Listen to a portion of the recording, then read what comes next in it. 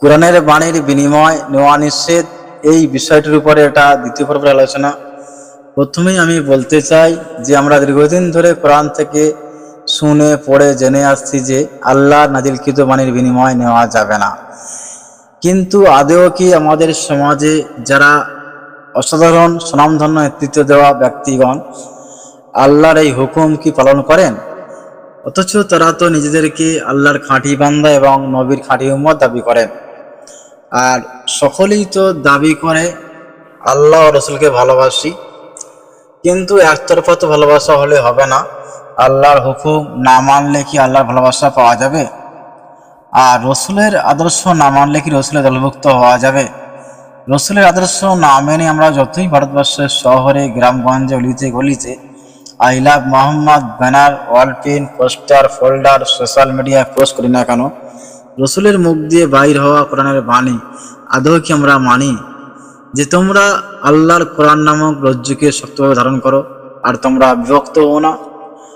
আজ যদি আমরা রসুলের এই কথাকে অমান্য না করে দলে দলে বিভক্ত না হয়ে আল্লাহর কোরআন নামক রজ্জুকে শক্তভাবে ধারণ করতাম, তাহলে কোনো বাপের বেটাদের সাহস হতো না যে মোহাম্মদ রসুল্লাহকে নিয়ে ব্যঙ্গ ও কুৎসা রটানোর এবং কোনো মুসলিম ব্যক্তিদেরও ধরে হেনস্থা, অপমান, টর্চার করার সাহস হতো না।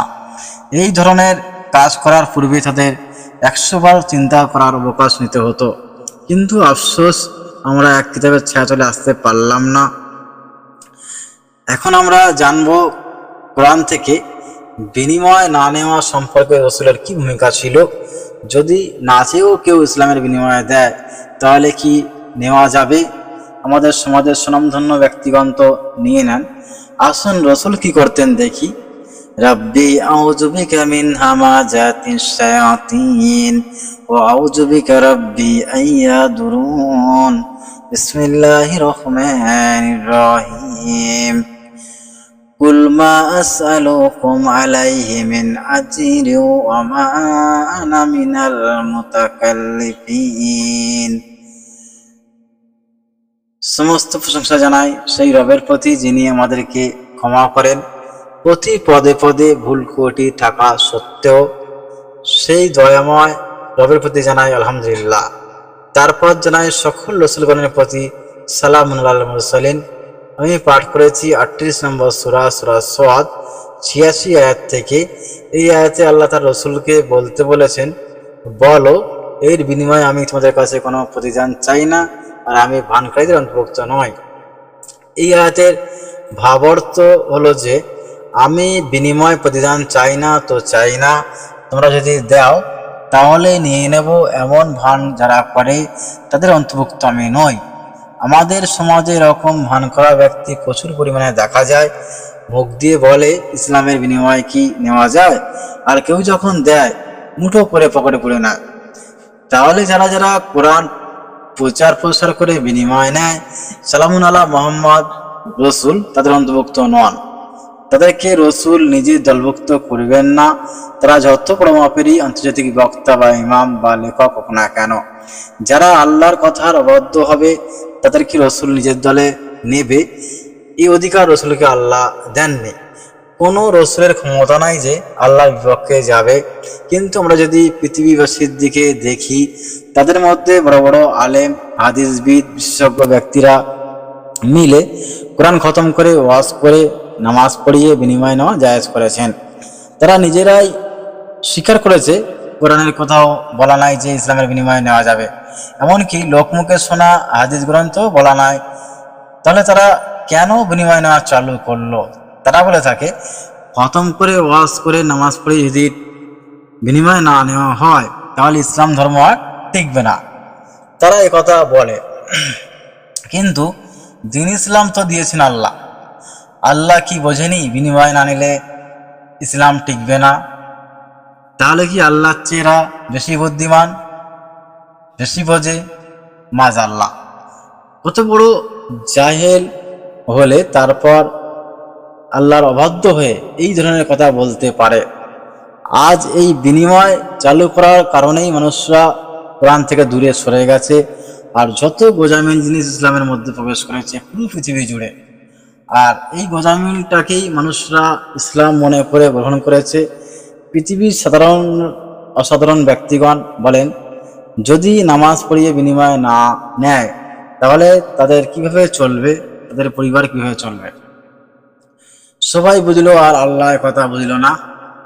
একটা মানুষ 5 ওয়াক্ত মসজিদ পড়ে থাকবেন আর সে কোনো বিনিময় নেবে না, তাহলে আল্লাহ কি তার সাথে জুলুম করেছে না?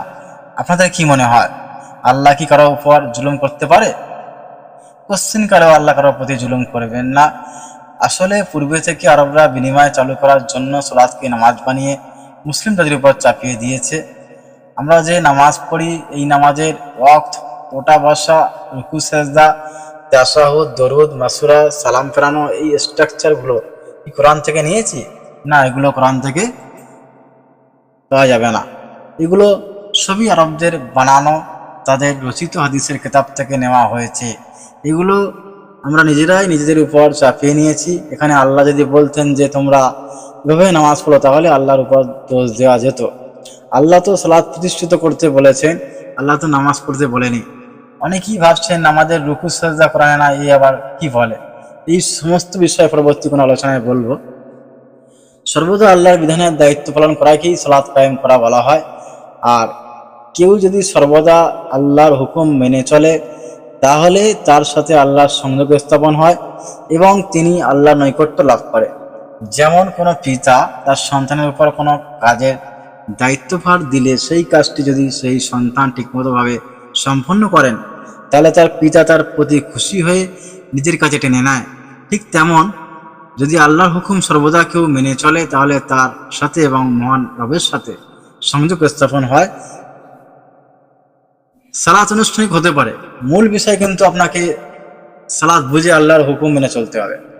কি বললেন আপনি কিছু বুঝলেন না, ইমামও বুঝল না, তাহলে মসজিদে গিয়ে আনুষ্ঠানিক নামাজ পড়ে চলে আসলেন, তাহলে আল্লাহর বিধানের দায়িত্ব পালন করবেন কিভাবে? পুরো কোরআনটা তো আল্লাহর বিধিবিধান, আমরা তো সালাত আসলেই বুঝেনি, আল্লাহর কথায় কোনো ভুল ভাল নেই। সেজন্য সূরা আনাম 115 আয়াতে আল্লাহ বলেন, وَتَمَّتْ كَلِمَاتُ رَبِّكَ صِدْقًا وَعَدْلًا لَا مُبَدِّلَ لِكَلِمَاتِهِ وَهُوَ السَّمِيعُ الْعَلِيمُ। আর তোমার রবের বাণী সত্য ও ন্যায়পূর্ণতার দিক থেকে পরিপূর্ণ হয়েছে, তার বাণীসমূহের কোনো পরিবর্তনকারী নেই, আর তিনি সর্বশ্রোতা সর্বজ্ঞানী। এই আয়াতের আল্লাহর বক্তব্য অনুযায়ী আল্লাহর সমস্ত বাণী সত্য এবং আল্লাহর বাণীর কোনো পরিবর্তনকারী নেই। যদিও পৃথিবীর সমস্ত আলেমগণ মিলে আল্লাহর বিধান পরিবর্তন করার চেষ্টা করে, যেহেতু আল্লাহ মহাজ্ঞানী, আল্লাহ ভালো করেই জানেন বিনিময় নিলে কি হবে আর না নিলে কি হবে। কোরআনে কোথাও নেই যে সালাত শেষে তোমরা বসে থাকো, বরং 62:10 বলা আছে, অতঃপর যখন সালাত সমাপ্ত হবে তখন তোমরা পৃথিবীতে ছড়িয়ে পড়ো আর আল্লাহর অনুগ্রহ হতে অনুসন্ধান করো। এখানে মুসল্লিরা ছড়িয়ে পড়বে আর ইমাম বসে থাকবে, এরকম বলা হয়নি, বরং সেই সময়ের ইমাম ছিল মুহাম্মদ রাসূলুল্লাহ। তিনি বিনিময় নেওয়া তো দূরের কথা, বরং তিনি বলতেন, এর উপর আমি তোমাদের কাছে কোনো প্রতিদান বা বিনিময় চাই না, আমার প্রতিদান কেবল সৃষ্টিগুলির রবের নিকট। সেজন্য আমাদের করণীয় হলো, আমরা দ্বীন ইসলামের জন্য যত যাই করি না কেন, তার জন্য কোনো বিনিময় পারিশ্রমিক নেব না। যদিও কেউ তার নিজের ইচ্ছায় আমাদেরকে বিনিময় দেয়, আমরা নবী রাসূলদের মতোই বলবো, উত্তম বিনিময় তো কেবল আমাদের জন্য সৃষ্টিগুলির রবের নিকটই আছে। আমরা যারা কোরআন প্রচার করি, আমরা সকলেই আল্লাহর কোরআন শোনার পর প্রতিজ্ঞাবদ্ধ হই যে পৃথিবীর যত বড় বড় আলেম ইমাম, দেশীয় মানের বা আন্তর্জাতিক মানের স্কলার হোক না কেন, তারা যদি বিনিময় নেয়ও, আমরা কোশ্চিন কালেও নেব না, আমরা আমাদের রবের কাছে থেকে নেব। আর যারা বিনিময় প্রতিদান নেবে, আমরা তাদের অনুসরণ করব না, কেননা আল্লাহ তাদের অনুসরণ করতে নিষেধ করেছেন। যারা বিনিময় নেবে না তাদের অনুসরণ করতে বলেছেন, আর যারা বিনিময় নেয় না তারাই সৎপথপ্রাপ্ত।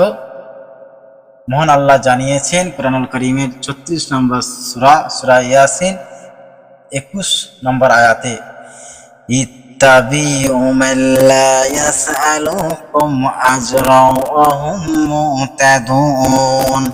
তোমরা তাদের অনুসরণ করো যারা আমাদের কাছে কোনো প্রতিদান চায় না আর তারা সৎপথ প্রাপ্ত। এখন পৃথিবীর মুসলিমদের প্রতি আল্লাহর এই হুকুম আমি অবগত ছিলাম, তাই আপনাদের অবগত করানোর চেষ্টা করলাম। মানা না মানা আপনাদের ব্যাপার, আপনারা কাদের অনুসরণ করবেন একবার ঠান্ডা মতো ভেবে দেখুন। সকলকে কোরআনের প্রতি আহ্বান জানিয়ে এই আলোচনা ইতি করছি। আসুন কোরআন মানি।